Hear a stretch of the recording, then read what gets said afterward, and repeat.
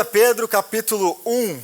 Hoje a gente vai continuar a nossa jornada em 1 Pedro, que a gente começou semana passada, né? A gente se propôs a estudar nesse mês, na verdade não sei se esse mês, a gente vai continuar, passar um pouquinho desse mês, mas estudar toda a carta do apóstolo Pedro.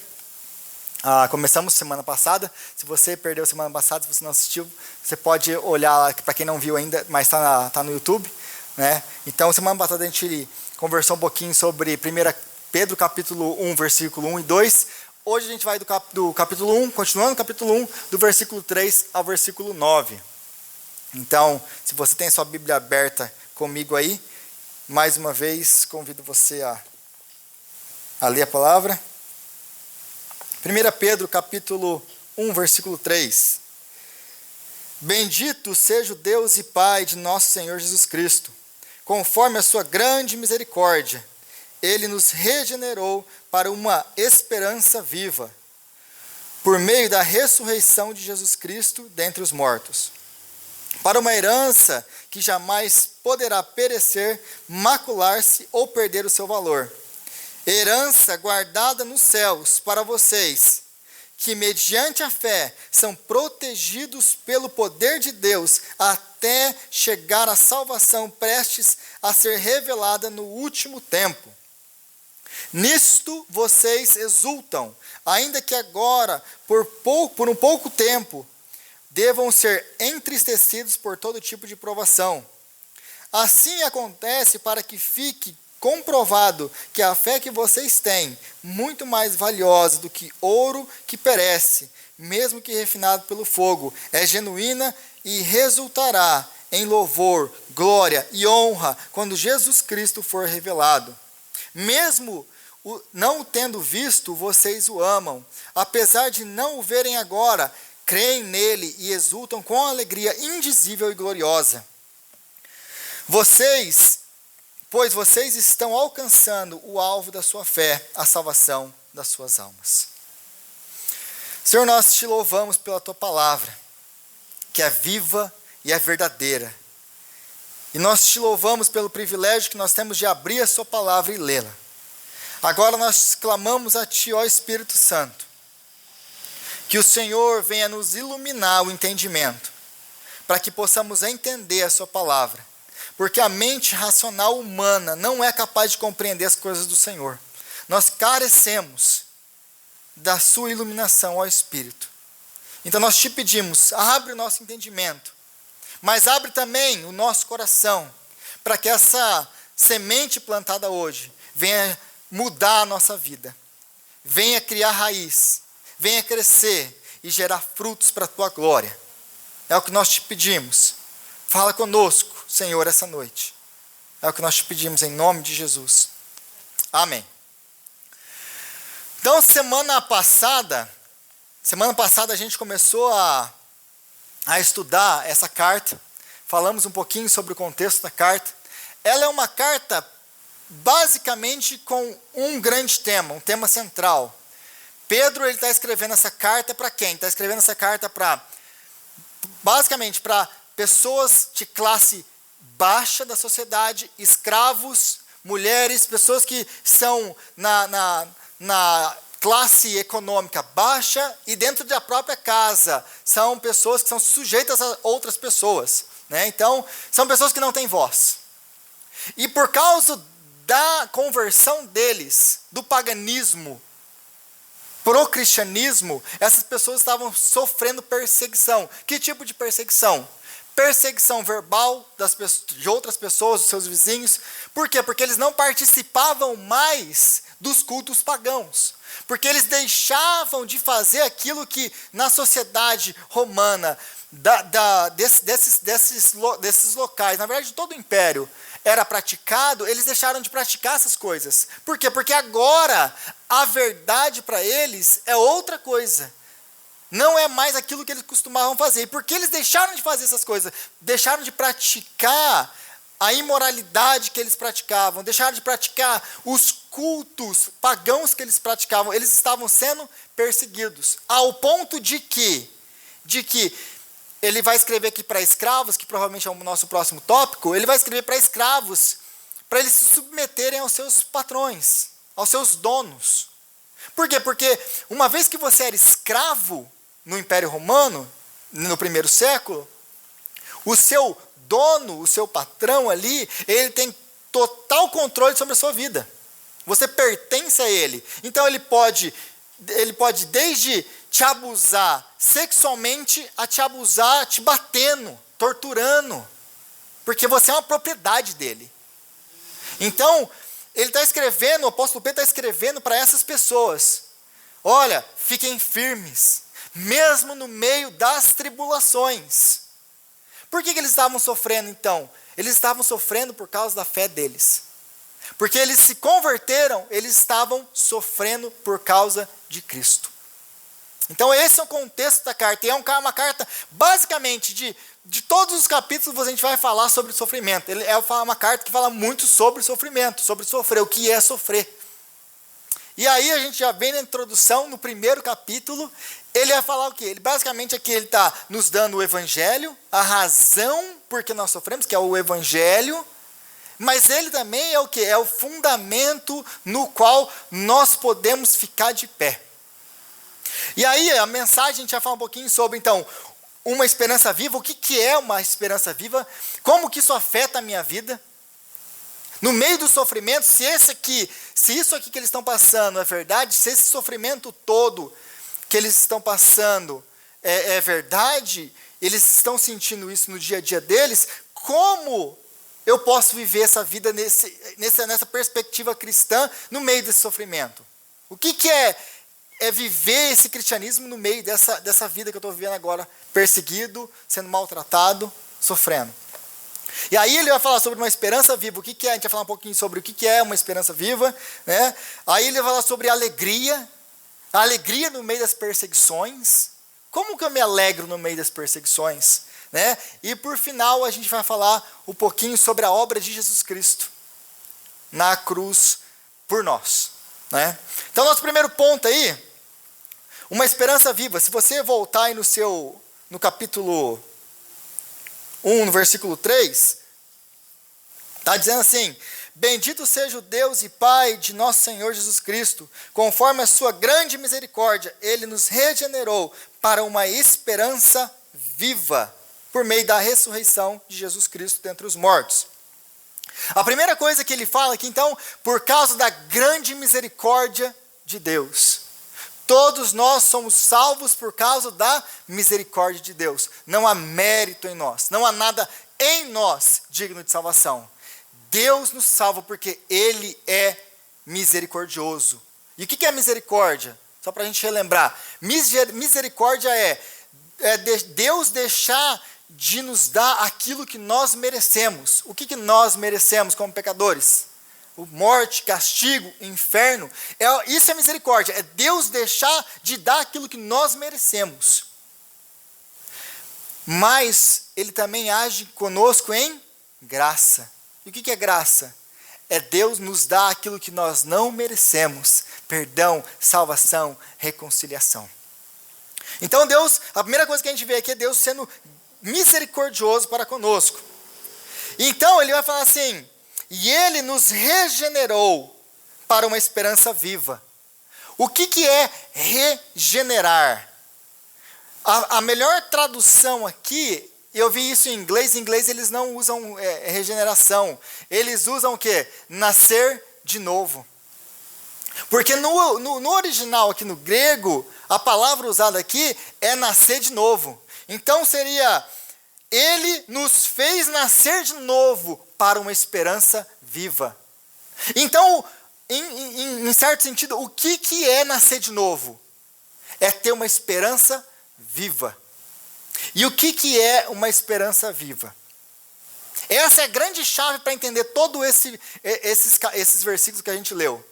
O que é ter uma esperança viva? Porque tudo vai circundar nesses versos que a gente leu, ao redor disso, ele explicando o que é essa esperança que nós temos.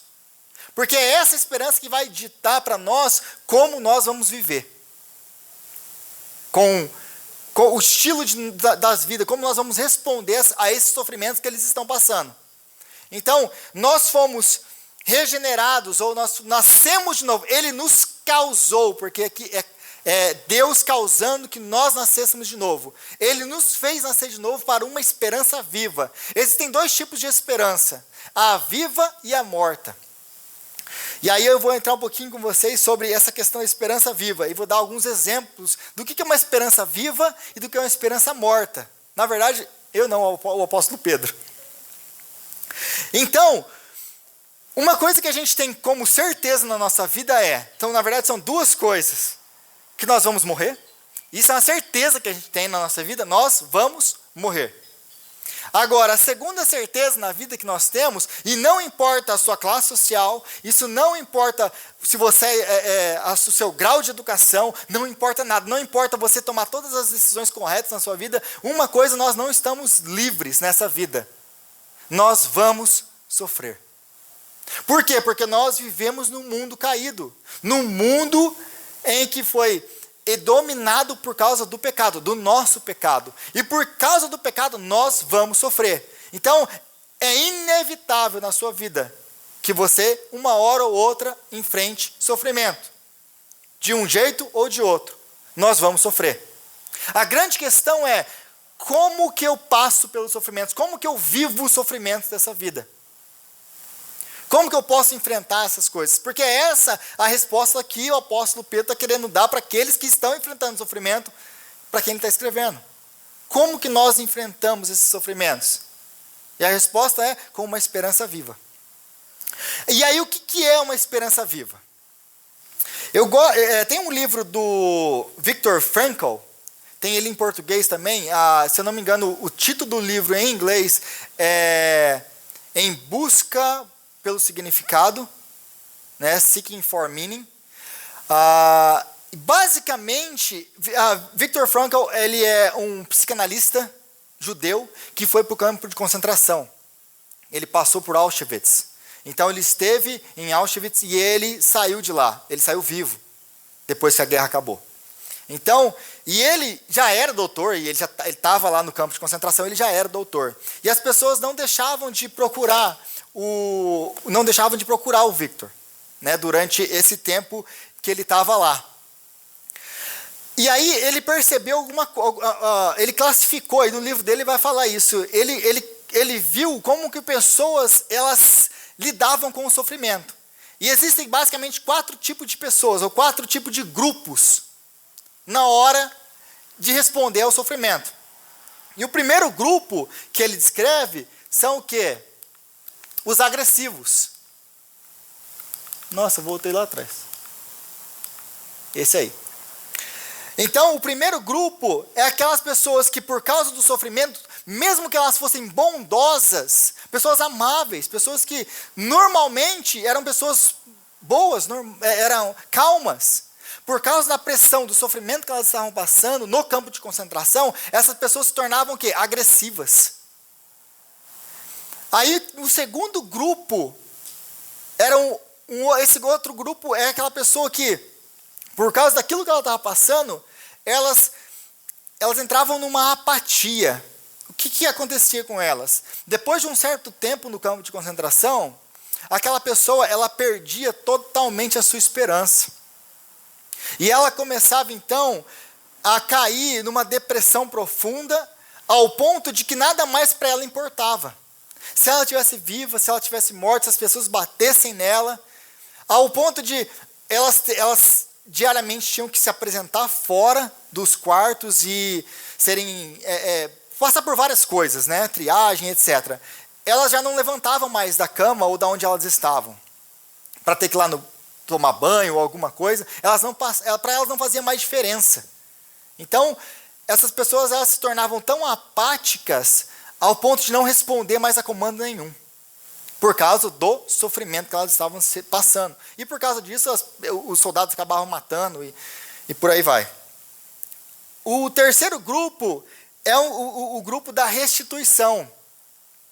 E ele vai falar que esse grupo, eles passavam pelo campo de concentração e eles tinham uma esperança. Qual que era a esperança deles? A esperança deles, essas pessoas eram doutores, médicos, engenheiros, homens poderosos na sociedade. eram ricos, de boa condição social. Então essas pessoas, elas estavam no campo de concentração, e aquilo que dava significado, aquilo que dava esperança para elas, era o quê?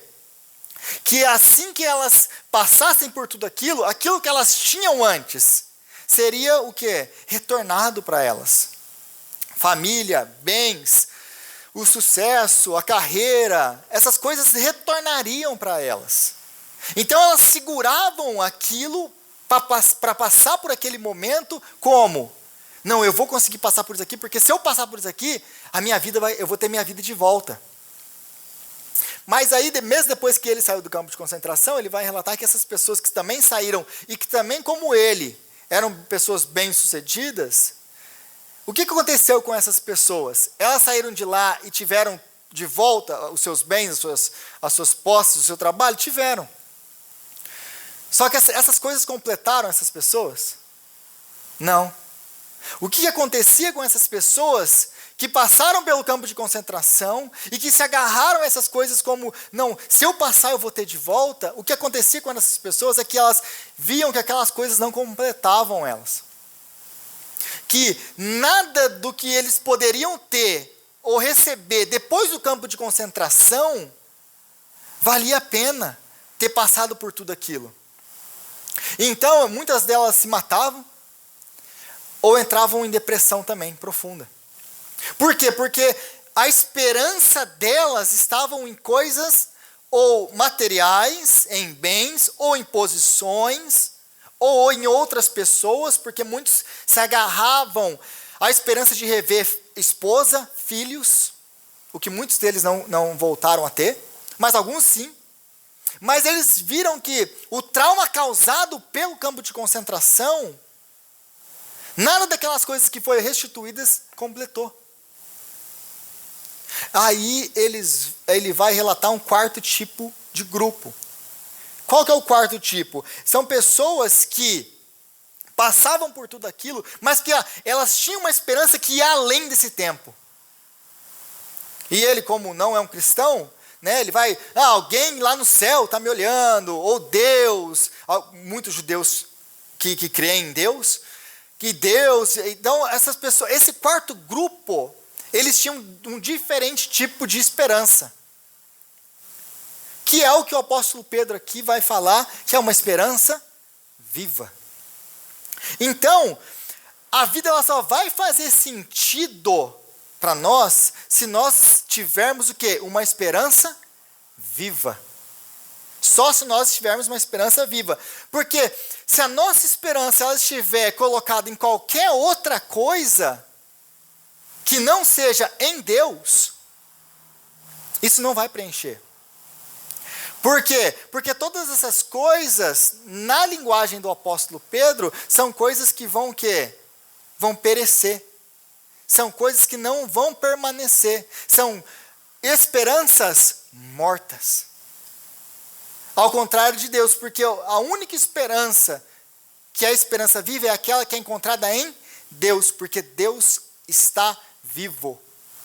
E Ele é capaz de nos manter em esperança. Então, a vida só fará sentido se nós tivermos uma esperança que nem a morte ou qualquer outra coisa passageira e temporal, como o sofrimento, pode destruir. Voltei aqui. Aquilo que você fez como a sua esperança é o que vai ditar como você vai viver essa vida. Então, como nós vamos enfrentar a vida, como nós vamos passar por essa vida e passar pelos sofrimentos dessa vida, vai ser ditado como? A partir do ponto em que você colocou a sua esperança, aquilo que te dá significado para a vida. O que te dá significado para a sua vida? Da onde você tira o significado? Da onde você tira a sua esperança? Das coisas, das pessoas, dos bens, de posições ou de Deus? Porque é isso que vai ditar como que você vai responder ao sofrimento.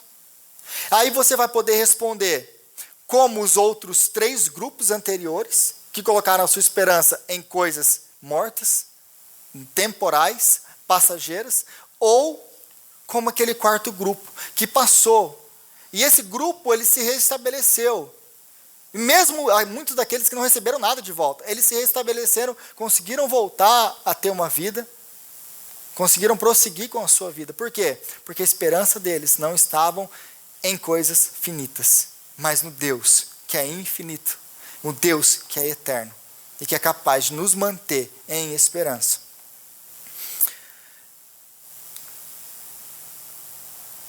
E aí ele vai entrar no versículo 4. Para uma herança que jamais poderá perecer, macular-se ou perder o seu valor. Aí ele mesmo aqui nesse texto ele vai responder. O apóstolo Pedro ele vai responder. Então, o que é uma esperança viva? Uma esperança viva é uma esperança que jamais perece, que jamais perde o seu valor. Você pode colocar a sua esperança nessas coisas, mas nada disso vai te preencher. Então nós nascemos de novo para quê? Para uma esperança viva. E essa esperança viva, ela só pode ser viva se ela for colocada em alguma coisa que não é finito, que não é material.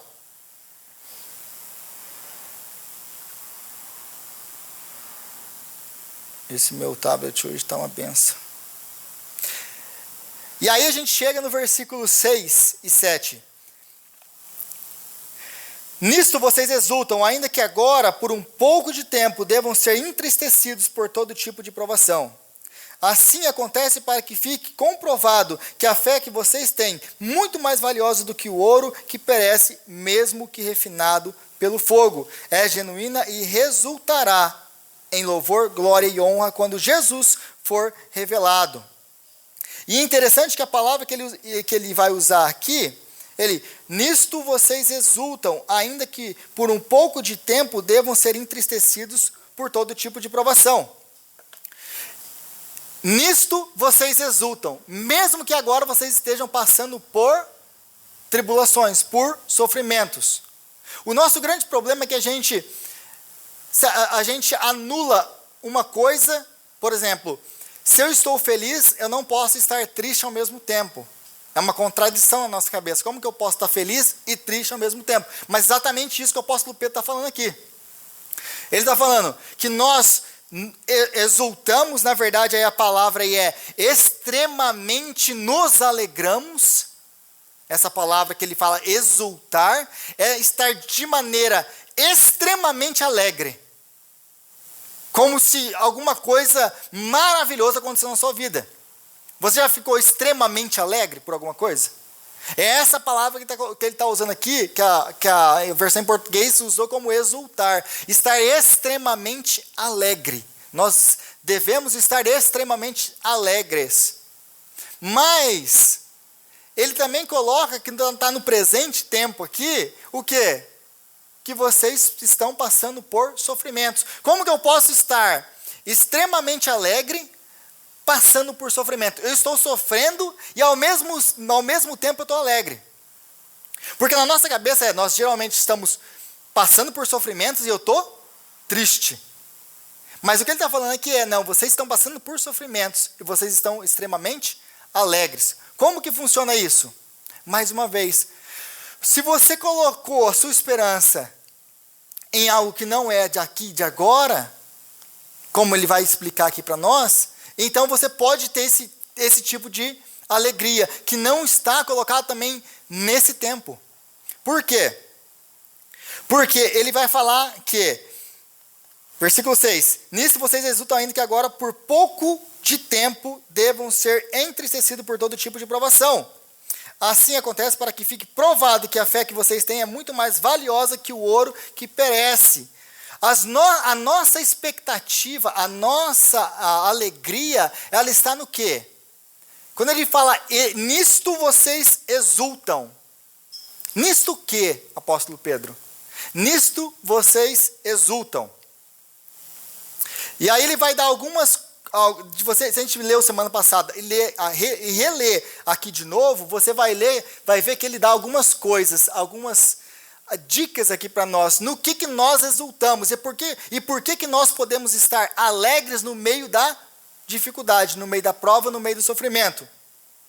Por que nós nos alegramos? Nisto vocês se alegram. Nisto o quê? Na eleição de Deus, versículo 1. Na obra santificadora do Espírito Santo, versículo 2. Na aspersão do sangue de Jesus, versículo 2. Na misericórdia de Deus, versículo 3. No novo nascimento, versículo 3. Na esperança viva, versículo 3. Na ressurreição de Cristo. Na herança que não pode ser destruída, na volta de Jesus.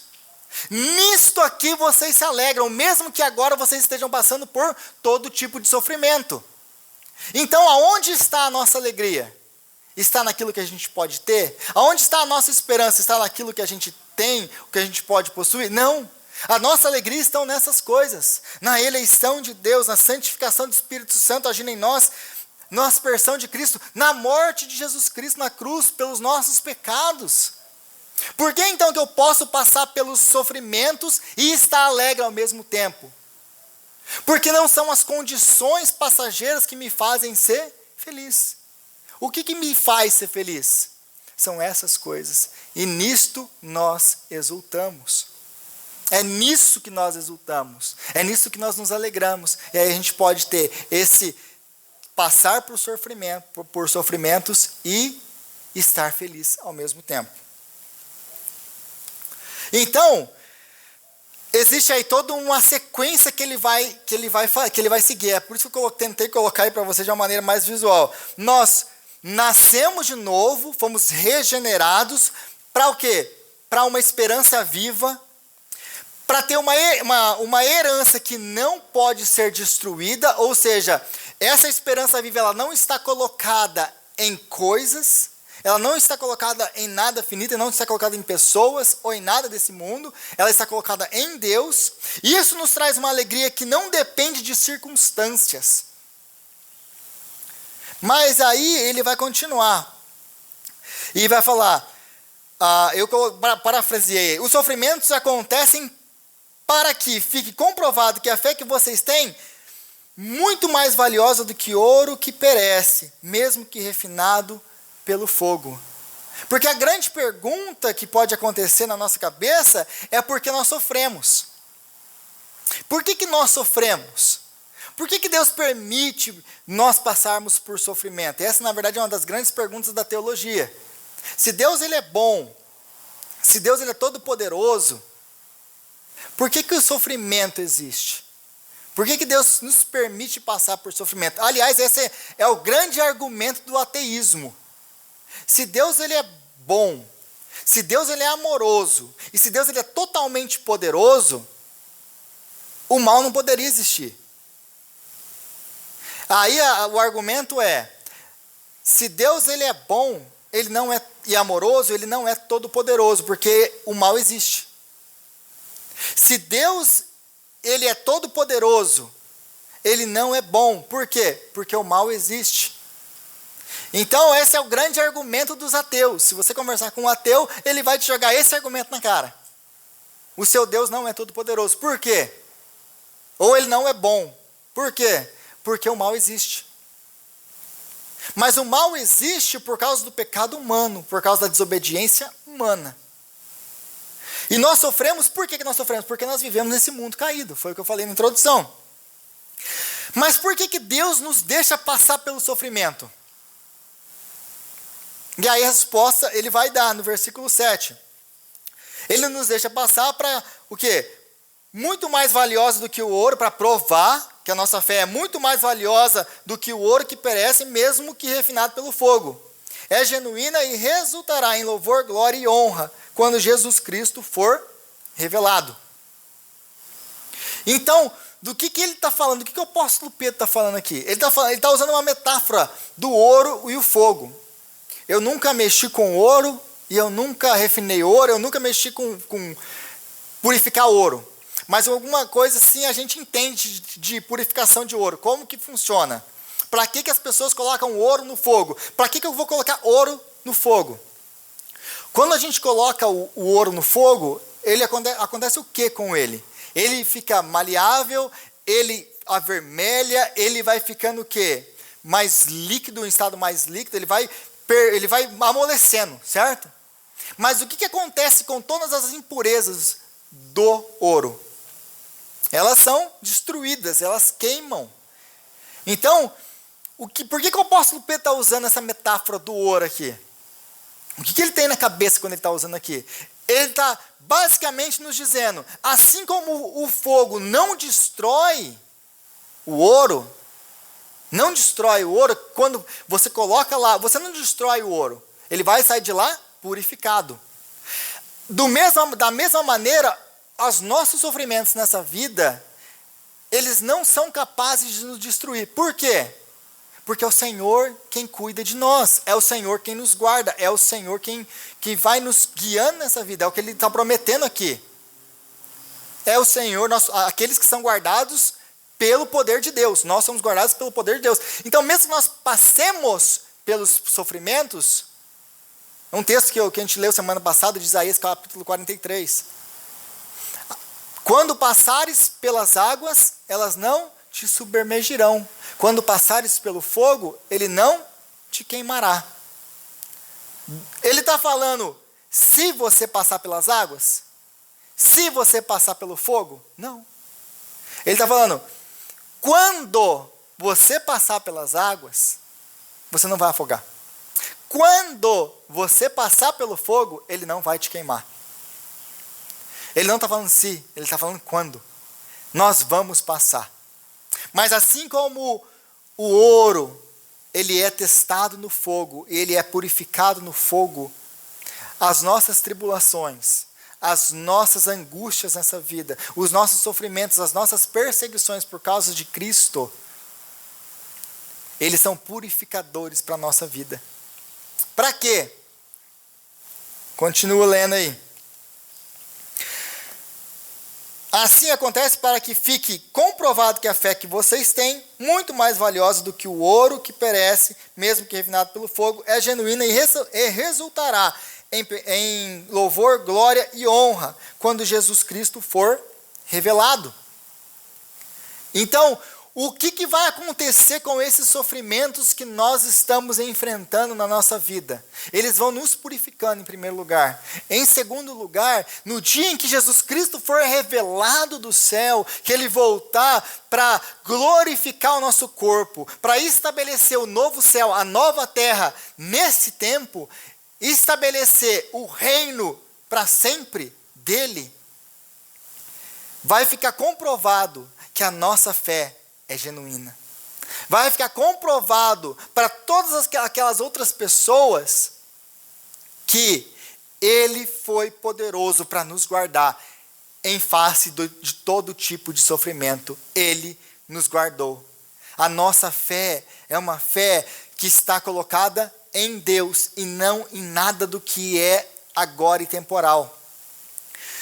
Essas coisas vão sendo reveladas através do sofrimento. Por que nós sofremos então? Porque Deus está nos transformando à imagem de Jesus Cristo. Deus está nos deixando passar por tudo isso. Para quê? Para que sejamos transformados à imagem de Cristo. E aí a gente vai vendo que quem sofreu por nós? Cristo. Ele é o nosso grande exemplo, e é Ele o grande exemplo que o apóstolo Pedro vai usar nesse texto daqui para frente. Ele é aquele que é o modelo da nossa fé. Ele sofreu. E lembra das palavras do próprio Jesus: ninguém é maior do que o seu Senhor. Se me perseguiram a mim, também perseguirão a vós outros. Não se enganem, no mundo tereis aflições, mas tende bom ânimo, pois eu venci o mundo. Então o que a gente vai vendo é o quê? É que Jesus é o nosso grande exemplo de sofrimento, porque Ele sofreu as nossas dores, a nossa, injustamente por causa dos nossos pecados. E como ovelha levada ao matadouro, Ele não abriu a sua boca. Então, tudo isso está disponível para todos aqueles que têm fé. Não é o que ele está dizendo aí no versículo 9? Então, mesmo não tendo visto, vocês o amam, e apesar de não o verem agora, creem nele e exultam com alegria indivisível e gloriosa, pois vocês estão alcançando o alvo da sua fé, a salvação das suas almas. Então, essas coisas todas, esse nascer de novo, essa esperança viva, essa alegria que não depende de circunstâncias, todas essas coisas, elas estão disponíveis a nós. O que nós precisamos ter? Fé. É ter a nossa esperança colocada no lugar certo, que é em Deus.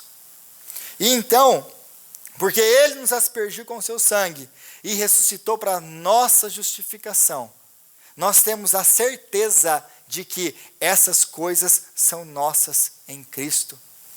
E Ele vai nos guardar, como Ele nos prometeu. Nós que somos guardados pelo seu poder, até o final, até a vinda de Jesus Cristo.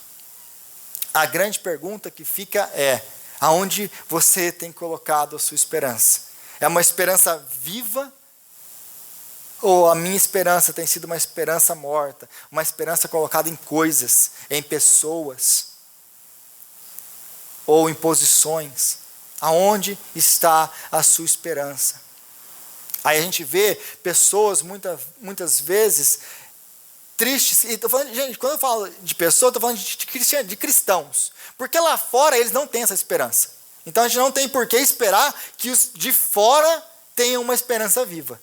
A esperança deles é colocada em alguma coisa. Mesmo daqueles que dizem que não têm fé. Tem pessoas que dizem que são ateus, que não têm fé. Não, biblicamente falando, não existe tal pessoa. Na Bíblia, todos nós temos um tipo de fé. Quando você pergunta para essa pessoa que não tem fé para crer, geralmente você vai olhar para a vida dela, você vai conversar com ela e você vai ver que a fé dela está colocada em quê? Nos bens dela, na carreira dela, no sucesso dela. E aí você o contra-argumento é, você tem fé, aliás, você tem muita fé. E aliás, muitas vezes, esse é o grande momento para nós, cristãos, pregarmos o Evangelho. Porque a gente prega e as pessoas, mas eu não creio em Deus, eu não tenho fé. E aí a pessoa está arrasada. Por quê? Porque ela está enfrentando uma crise e talvez o restaurante dela fechou. Ou vai fechar porque ela não tem como. Os restaurantes estão sofrendo, os hotéis estão sofrendo, as pessoas que limpam casa estão sofrendo. Por causa da falta de trabalho, Aí você tem uma empresa grande com muitos funcionários, imagina o impacto dessa pandemia na sua empresa. Aí a pessoa está arrasada. Aí você conversa com ela, não, mas eu não acredito em Deus, eu não tenho fé para essas coisas. É legal, eu acho legal que vocês tenham fé, mas eu não tenho fé. Mas aí a pessoa está arrasada. É essa hora de a gente poder pregar o Evangelho para ela. Não, você tem fé, aliás, você tem muita fé. Só que a sua fé está colocada o quê? Nos seus bens, no seu sucesso. Por que você está arrasado agora? Porque aquilo que era a sua segurança, a sua esperança, foi tirado de você. Aquilo que você colocava, o seu significado da vida, foi tirado de você. E agora você está sofrendo por causa disso. O meu convite para você é colocar a sua esperança, a sua fé, num Deus vivo. Porque isso ninguém pode tirar de você. E Ele vai guardar você até o dia da volta de Cristo. E naquele dia, a fé que nós temos nele vai ser comprovada, porque ela passou pelo fogo e foi purificada. E então, nós estaremos com Ele para sempre. Amém? Senhor, nós te louvamos, ó Pai, pela Tua palavra. Nós te louvamos, ó Deus, porque o Senhor nos chamou, o Senhor nos regenerou, o Senhor nos fez nascer de novo para uma esperança viva. E nós oramos a Ti, ó Pai, porque é tão fácil, ó Deus, a gente perder o foco. É tão fácil, Senhor, a gente colocar a nossa esperança em outras coisas que não são o Senhor. E quando nós perdemos essas outras coisas, nós sofremos na vida. Então nós oramos, ó Deus, que o Senhor venha nos dar graça para colocar, Senhor, a nossa esperança no Senhor. Tirar do Senhor nosso significado para a vida. Ser o Senhor, Pai, aquela aprovação, o amor que nós esperamos. E aguardar ansiosos pela volta de Jesus Cristo. No dia em que nós nos reuniremos com o Senhor e estaremos contigo para sempre. Nós oramos a Ti, nos ajuda a andar na Sua presença com uma esperança viva. É o que nós oramos, em nome de Jesus.